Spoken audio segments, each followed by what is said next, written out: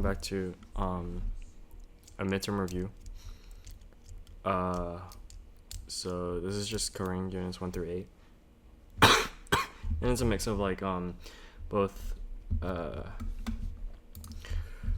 exam style and like MCQ and FRQ type questions. Let's go ahead and do them. So first off, the units of specific heat capacity are joules per kilogram per K. What is the SI base units for the specific heat capacity?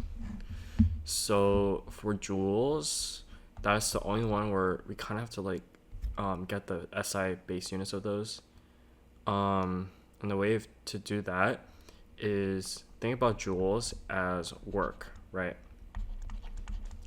And then work is force multiplied by distance. And then force can be deduced as mass times acceleration. And then distance, of course, is just meters. It's kind of ambiguous. Kilograms.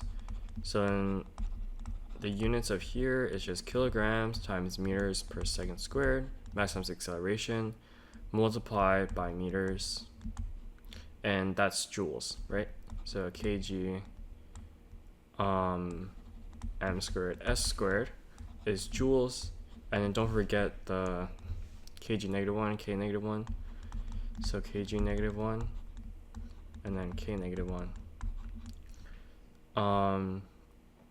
So then this becomes m squared s -2 multiplied by k -1. And in this case, it's going to be C.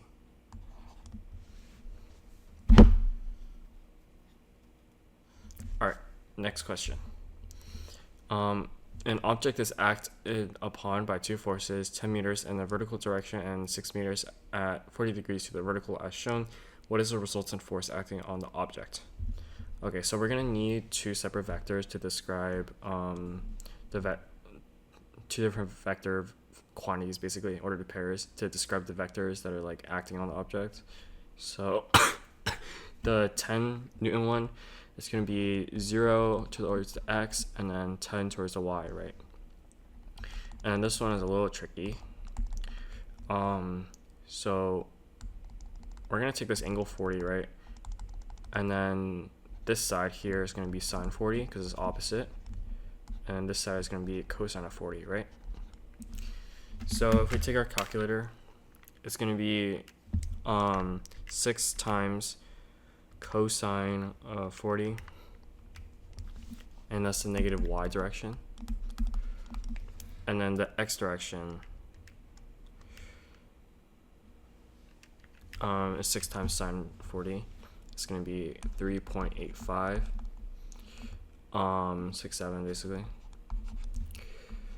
And then we have to add these two vectors together, get negative 4.9, and then negative 6.14, so our net negative.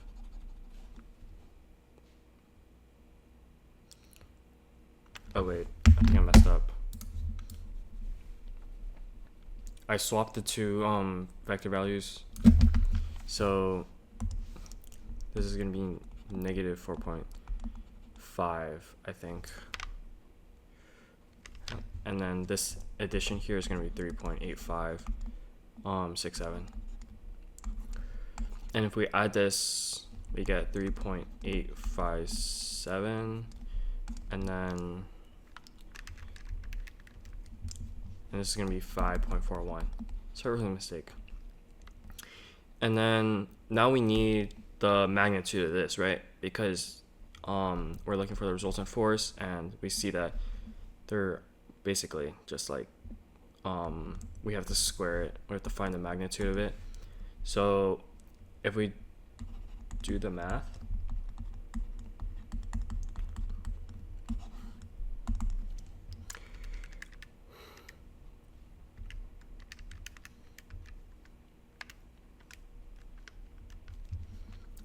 this is around 6.6 newtons. So then if we look at the magnitudes, the only one that actually satisfies this requirement is D. If this one was also 6.6, let's say hypothetically, we would need to confirm the angle, which we would just use like sine and cosine inverse functions. Alright, next one. A ball of mass 0.45 kg leaves the edge of the table with a horizontal velocity v, as shown in figure 2.1. The height of the table is 1.25 meters, and the ball travels a distance of 1.5 meters horizontally before hitting the floor. Air resistance is negligible.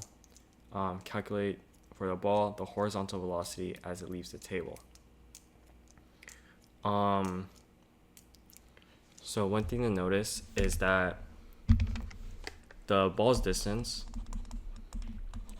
is dependent on its time, right?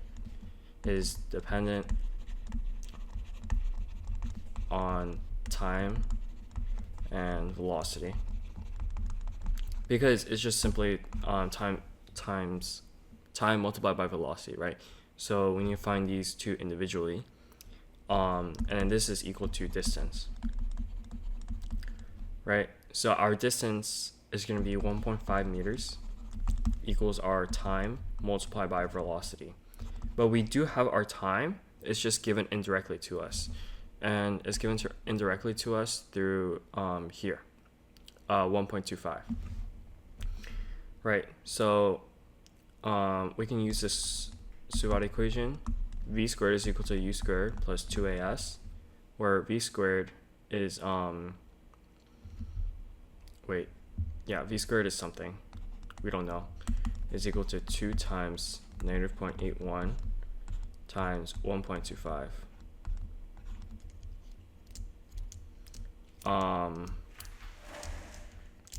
Right, this doesn't directly give us time, but this is the only one I know. So we get V is equal to, this is not necessarily negative, but it only matters like the quantity. So if we get V,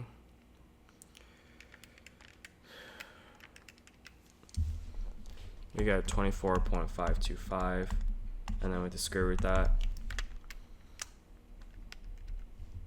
we get around 5 or 4.95 2.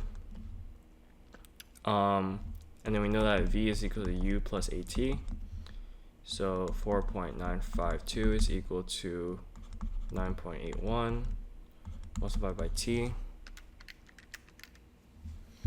and then we get T is equal to 0.5. So then we can substitute back here, and then we get 1.5 meters divided by 0.5 seconds is equal to 3 meters per second, I think.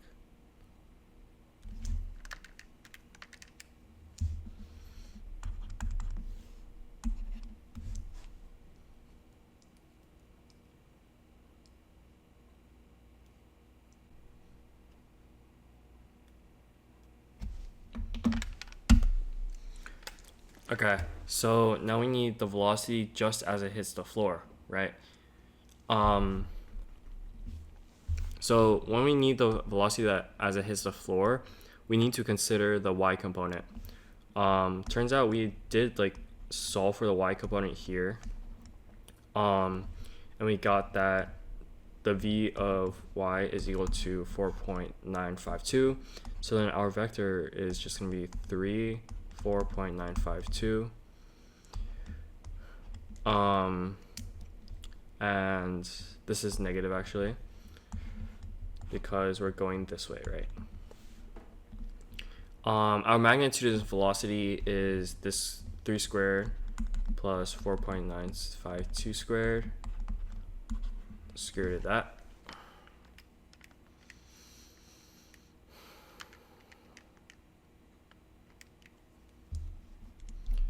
Is equal to 5.8. Oh, I should say that this is 3.0. Simply because we're rounding to two suffix. But yeah. So then, if we look at our diagram here, our x component is 3.0, and then our y component is this. So then we can simply do tan inverse 4.92 divided by 3, and then we get 59 degrees.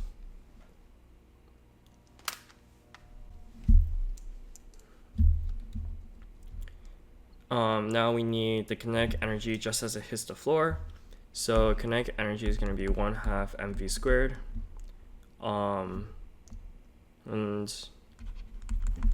it's equal to 1/2 our mass. Our mass is going to be 0.45. And then our velocity is going to be 5.8 squared.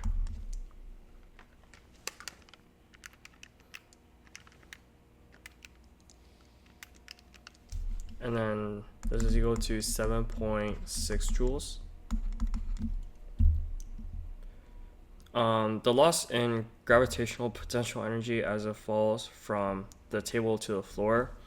So gravitational potential energy, E of P, is simply equal to mg delta H, where m is 0.45.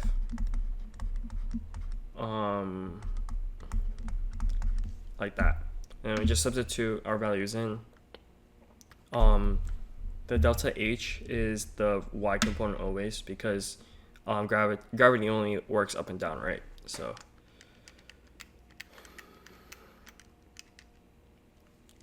so then this is going to be equal to 5.5 joules.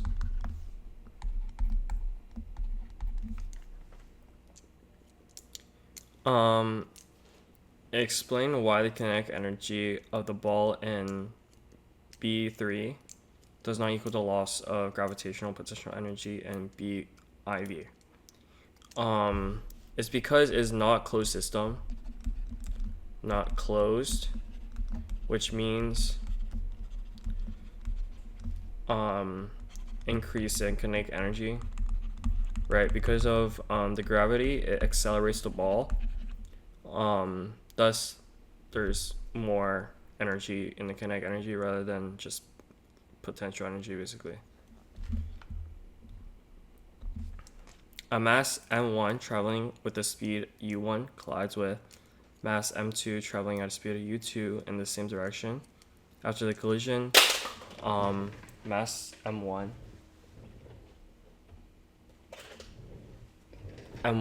has speed v1 and mass m2 has speed v2 in the same direction. The collision is perfectly elastic. So once we know that it's perfectly elastic, we know that kinetic energy initial is equal to the kinetic energy of the final, as well as the potential or momentum. Momentum was P, right? Pi is equal to PF. So we can try and derive the equations here. So P is equal to mv, right? Our initial PI, is m2 times u2 is equal to m1 v1 plus m2 v2. And this is going to become like,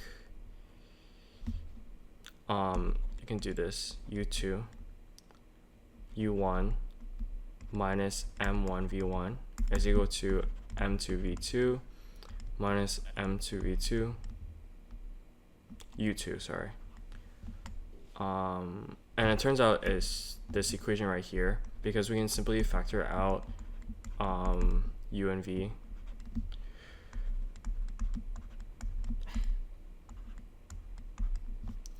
So it's not going to be C, because that is actually correct.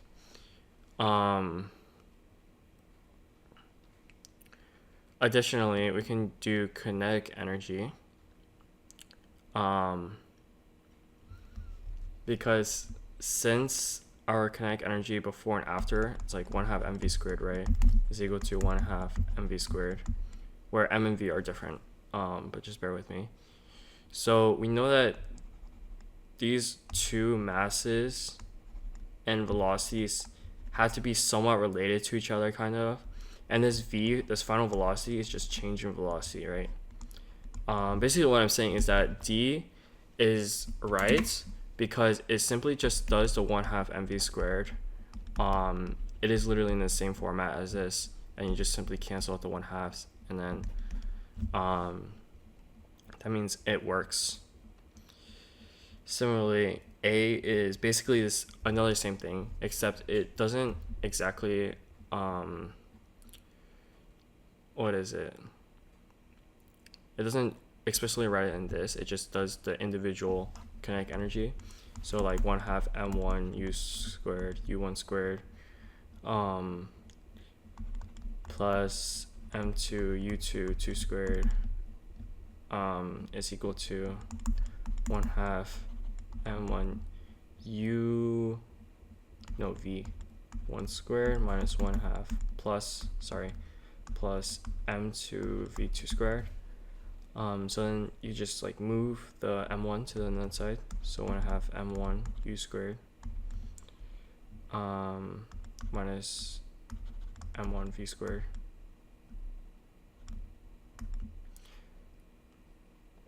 And basically that's what this is basically, and then it's equal to 1/2 m2 u2 squared, no v squared, sorry, minus m2 u squared m2 squared. So A is not it, and then thus we're left with B. You can probably cheese this question really easily because alright, so B is just saying you're just adding the velocities, right, and the final velocities are the same, but this only exactly works only if m1 is explicitly equal to m2, but they don't exactly give you that, so you can't necessarily deduce that the sums of the velocities are the same.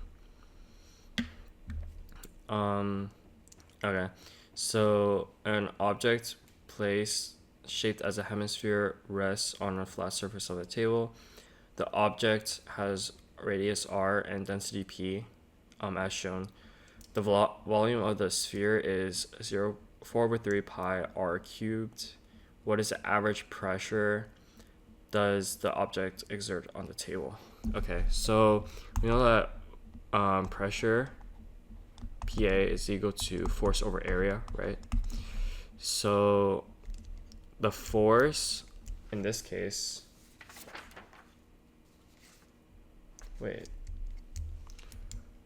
so the force in this case is gonna be like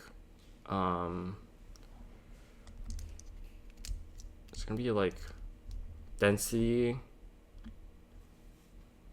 times velocity times g. How did I derive this equation? I know that F is equal to ma, but I don't know what the mass is, but we use that rho is equal to mv, so PV is equal to m, so PV times acceleration, which is g. Actually it's rho, sorry, rho vg divided by the area. The area is going to be pi r squared, because in a hemisphere the bottom here is just simply a circle with radius r, so the area is equal to pi r squared. To further simplify this, rho times volume, so volume of the sphere is 4/3 pi r cubed, but remember that we have to divide by 2 because it's half the volume, right? So 4/3 pi r cubed multiplied by 1/2 multiplied by g divided by pi r squared, and we simply cancel out here, and we get 2/3 rho rg, which is d.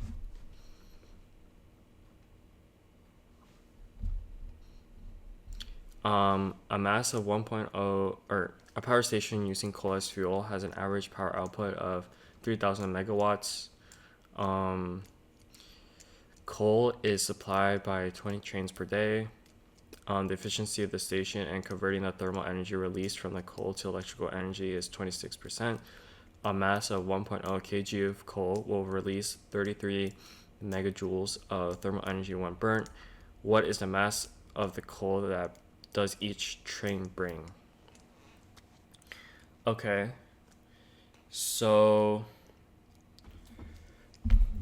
we know that we make 3,000 megawatts per day, right? So watts is basically power, right? And remember that power is equal to joules over seconds, right? So we can simply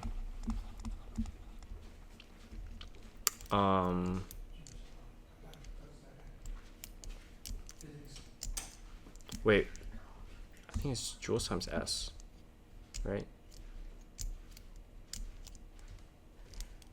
Who knows? Whatever. But basically, the idea is like if we divide by the day, 1 day, we'll get the amount of joules per day, basically, or joules per second in this case. So if we take 3,000 megawatts divided by 1 day, which is like 60 seconds, multiplied by 60 minutes per hour, multiplied by 24.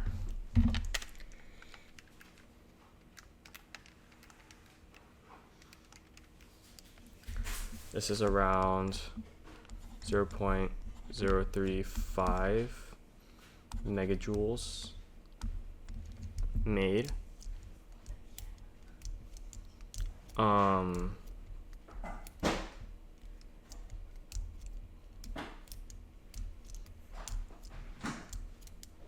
And we have to divide this by 0.26.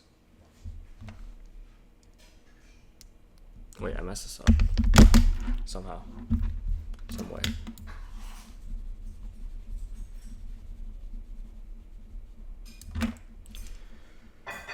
Okay, so megawatts, right? Actually, I'm gonna skip this question. I'm gonna do the last one real quick. The object is moved in a vertical plane from X to Y and then from Y to Z as shown in the diagram. The distances between various points are indicated on the diagram. Lines X, Y, and VZ are vertical. The object weighs 20 newtons. How much gravitational potential energy does the object gain from moving from X to Z? So we move from X to Z, and remember before that the potential energy is equal to mg delta H. So our delta H in this case is going to be the vertical component, right? Which is given here, which is 3 meters, multiplied by mg. And mg, remember, is simply just the weight, right? And they give us the weight here. So 20 newtons is equal to EP. So this is equal to 60 newtons, or 60 joules, sorry. So it's going to be A. Let's go back to the coal question. So essentially what you have to do is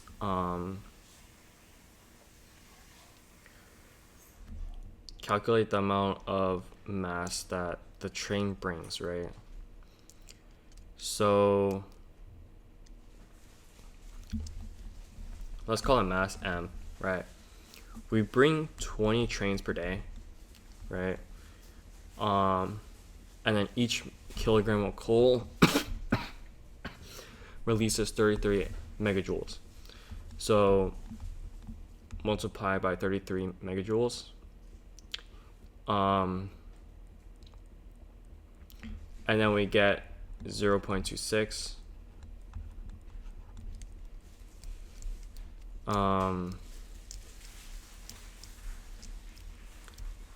And then if we divide by each day, basically 1 day is equal to 3,000 megawatts.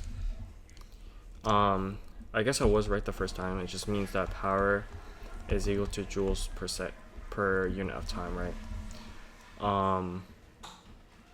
So we have to convert this to seconds first, because it's not very good, basically. The same thing with the megajoules and the megawatts. You should know your prefixes, but if you don't know, think of M as in million, and then million is same thing as 10 to the 6, right? So in this case, this side is going to be 3 times 10 to the 9 mass times 20 trains times 33 joules, which is 33 times 10 to the 6 multiplied by 0.26 divided by 1 day, and we have to convert that to seconds. So it's going to be 60 seconds times 60 minutes times 24. Then we solve for m.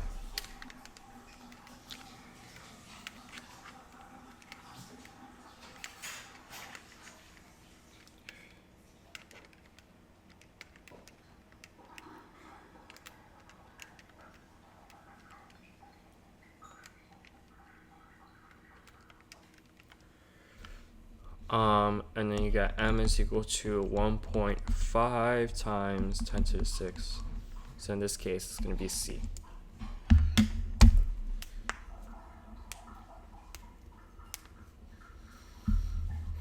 Alright, if you have any questions, just let me know either in person or just leave a comment down below. Yeah, I plan to upload one more video after this. Or 2 more videos, I think. I think there's 2 more.